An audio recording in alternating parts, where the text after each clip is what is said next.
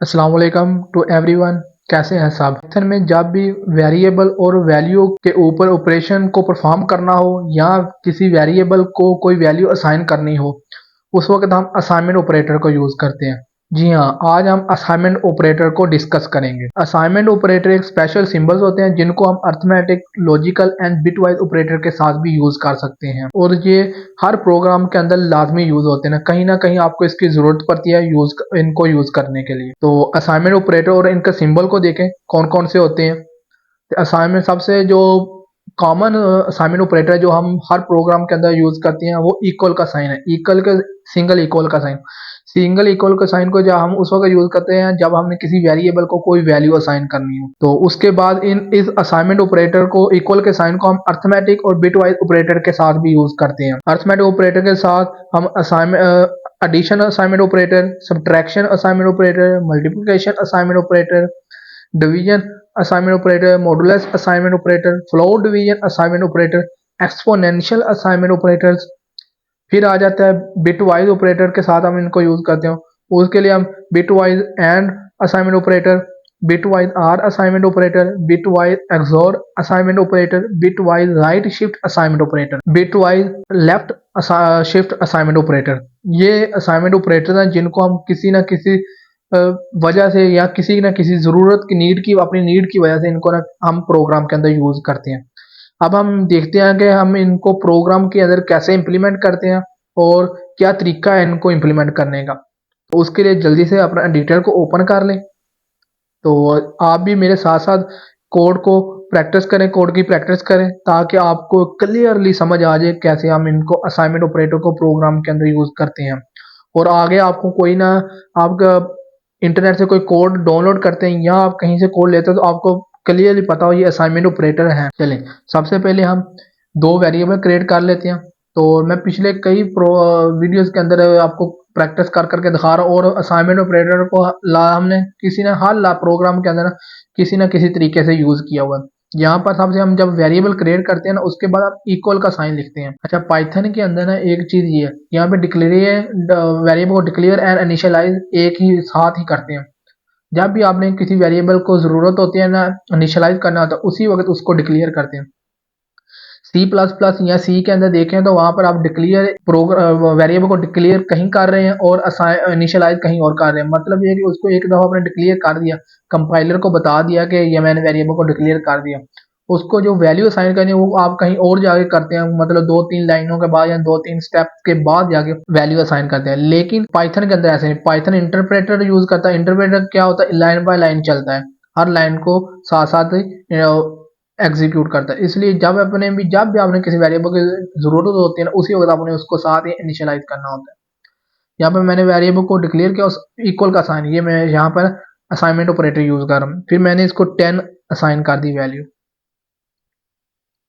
फिर बी दूसरा variable declare किया और साथ ही उसको इनिशियलाइज कर रहा हूँ, उसको 20 वैल्यू असाइन कर दी। ये हमने दो वेरिएबल डिक्लेयर किए और दोनों वेरिएबल को जो वैल्यू असाइन किया वो हमने किस ऑपरेटर के साथ किया, वो असाइनमेंट ऑपरेटर के साथ उनको असाइन किया वैल्यू।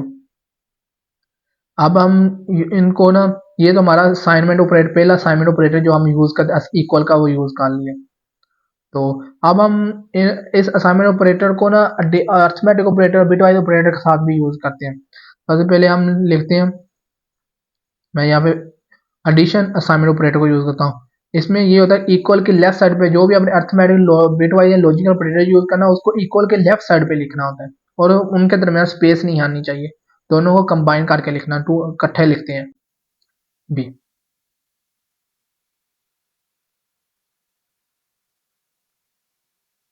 देखेंगे हमारे ए की वैल्यू 10 थी और बी की 20। फिर मैंने ए एडिशन असाइनमेंट ऑपरेटर को यूज किया, प्लस इक्वल का सिंबल यूज किया, फिर उसके साथ मैंने आगे बी लिखा। मैंने ये कर रहा हूँ। अच्छा, इसमें ना आपको एक चीज की समझ नहीं आई कैसे एडिशन कर रहा है।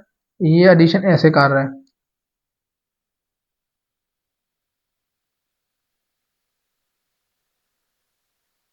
से, ये क्या कहता है, equal A equal to A plus B, मतलब ए के अंदर ए की वैल्यू और प्लस बी दोनों की वैल्यू को प्लस करके ए के अंदर स्टोर कर रहा है, ए में वैल्यू को स्टोर कर रहा है। एडिशन असाइनमेंट ऑपरेटर, यहीं पर यहाँ पे माइनस प्लस की जगह माइनस यूज कर लें।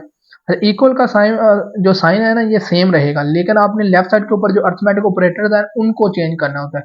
Plus minus division, modulus, float division, exponential, ये जहाँ आगे बिट वाइज ऑपरेटर आ जाते हैं उनको, ये ऐसे आप इनको यूज करते हैं।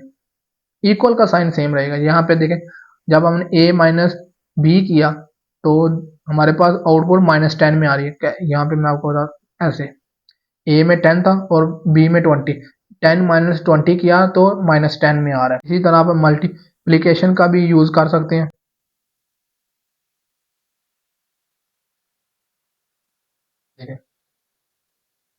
फिर डिवीजन का आ जाता है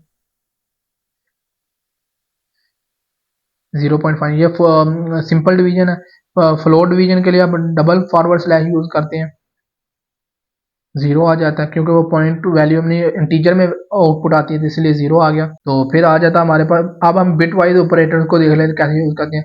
हम बिट वाइज के लिए एंड, और, एक्सोर और राइट शिफ्ट, लेफ्ट शिफ्ट, ये ऑपरेटर्स यूज करते हैं। तो पहले हम बिट वाइज एंड ऑपरेटर को यूज करके देखते हैं क्या आउटपुट आती है। 0 आ रही है, और यहीं पर मैं आर का operator, bitwise or assignment operator use करता हूँ तो मेरे पास आउटपुट क्या आ रही है, 30 आ रही है। अगर यहीं पे मैं लेफ्ट शिफ्ट को यूज करता हूँ तो मेरे पास ये आउटपुट आ रही है, देखें 10, 48 और 57, 60।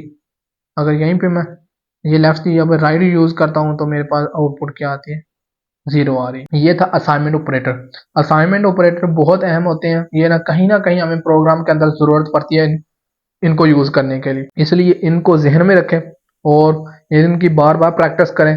तो कुछ नए डेवलपर जो होते हैं या नए कोडर, जो बच्चे नए कोडिंग सीख रहे होते हैं वो भूल जाते हैं, वो मिक्स उनको ना मिक्स हो जाता है जहन में कि असाइनमेंट ऑपरेटर क्या होते हैं, लॉजिकल ऑपरेटर क्या होते हैं, बिटवाइज ऑपरेटर क्या होते हैं, अर्थमेटिक ऑपरेटर क्या होते हैं।